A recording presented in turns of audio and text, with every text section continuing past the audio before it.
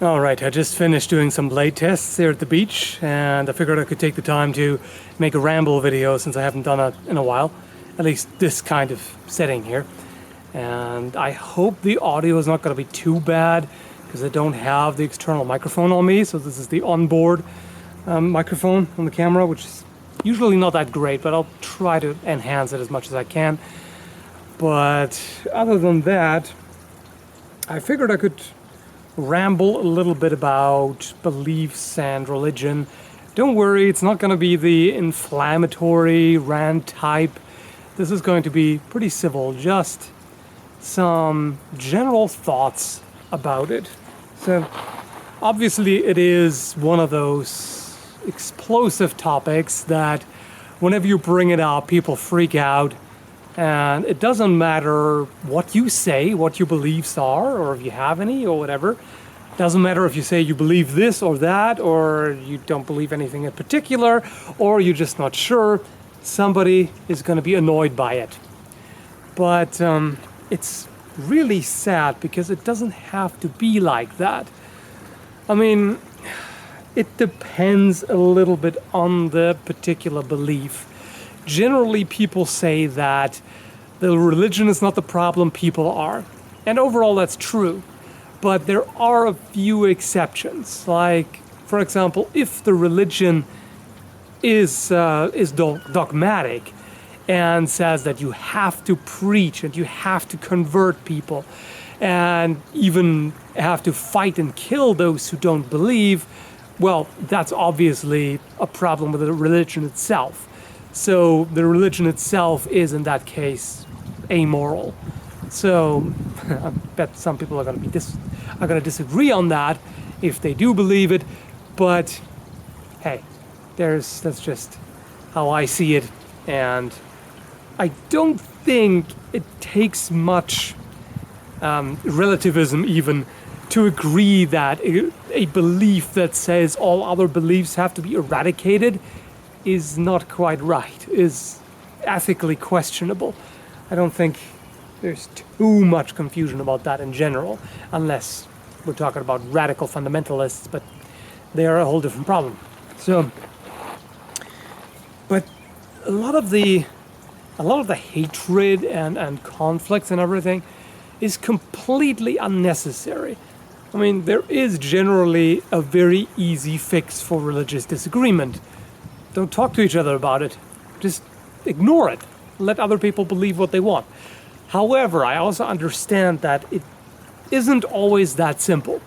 For example, if you have deeply religious parents who say that, well, my child doesn't need medical treatment, let alone vaccination or anything like that. No, we're just going to pray the sickness away. And then the child dies. Well, yeah, that's a problem. But that's actually less of a religious problem and more of a law problem, because that's just grossly negligent parenting, and it's wrong on so many levels. But at the same time, from the point of view of the religious person, how dare the state meddle with our beliefs? These are ours, and this is our right to exercise them, so on and so forth. There is as far as I see it at least, there's a simple solution to that. It is your business as long as it affects you and only you. If somebody else suffers from it, guess what? It becomes a problem of ethics and law, and you can't just use that excuse. So you can't use the excuse that, oh, this person worked on the Sabbath, they deserve to be stoned to death. No. That you can't operate that way. It doesn't work. But I mean, it's pretty obvious, isn't it? People who do that land in jail. And whether other believers like it or not, that's what happens. And it's all fair game as far as I'm concerned. But there's so much unnecessary debate, especially on the internet, where people just can't leave it alone and just have to debate it to death. And in most cases, it's futile. I mean, I've myself been in such religious debates as well, and there's nothing to be done in most cases, because usually people who get into these heated arguments have already made up their mind, pretty much. And they believe what they believe, and they are not really interested in considering alternatives. If they were, they wouldn't be so confrontational. They would just ask questions. So you can basically see by the difference between accusations and questions whether or not somebody is open-minded. If they just throw accusations at the other person, they're not open-minded, they're not really interested in an exchange of ideas, in an actual discussion. They just want to turn it into a one-sided thing, them preaching to the other person. And that doesn't really lead us anywhere for the most part. Sometimes it can sway a person to re-examine their beliefs, but generally I don't think it's the greatest idea. On the other hand, I mean, some discussion, public discussion about ethics in particular, nothing wrong with that whatsoever. So that's something that we should do. Discuss ideas about morality, what is right and what is wrong. How do we arrive at the conclusion of what is right and what is wrong? And, societal issues like, this and that tendency or this and that belief or whatever is damaging to society, or is it really? Let's examine why and why not, and so on and so forth. That's productive. But just a shouting match like, you're stupid because you believe that, or you're an evil sinner because you believe that, no, it's just bull. And let alone all the stereotypes. Like if somebody hears, for example, if an atheist hears that somebody's a Christian, they might just believe, you believe in crazy fairy tales and you're a homophobe and blah this and blah that. So there are certain ideas attached to a belief or lack thereof, just like some Christians and Muslims and whoever else regard atheists too, atheists as immoral and just perpetual sinners who just delight in their sin and whatever nonsense, or that Satanists worship the devil, even though the majority of Satanists are actually atheists, and it's just a philosophy. But all of this, and there's just, or Mormons have their own negative stereotypes attached to them. Muslims, of course, everybody hates Muslims nowadays. And there's just, you always see the extreme cases.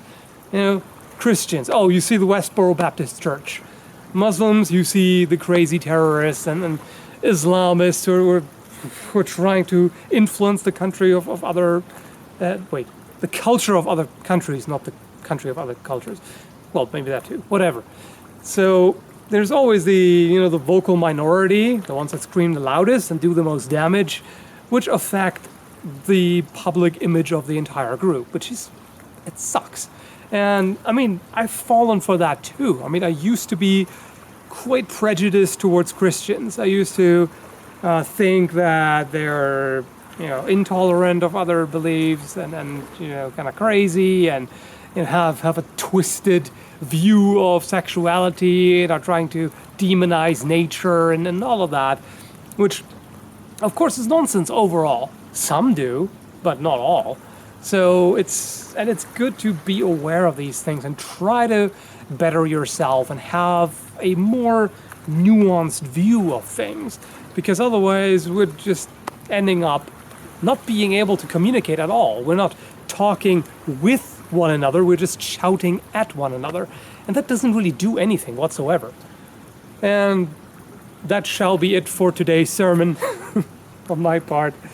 I'm not going to talk about my personal beliefs. They're kind of weird and hard to summarize briefly. I usually, when people ask, I say I'm an agnostic of sorts, kind of pagan-ish agnostic, but I used to be also true or also true, and not so much anymore. At this point, I'm just kind of maybe, but I don't know. Like I said, more of the agnostic variety, and I do still have some respect for some of the Nordic figures. Like Odin is always a figure that I've always respected for his the way he values wisdom and knowledge. But anyway, before I go off on too much of a tangent here. Let's leave it at that. And thanks for watching. I hope you found this interesting or maybe relaxing, with the waves and stuff.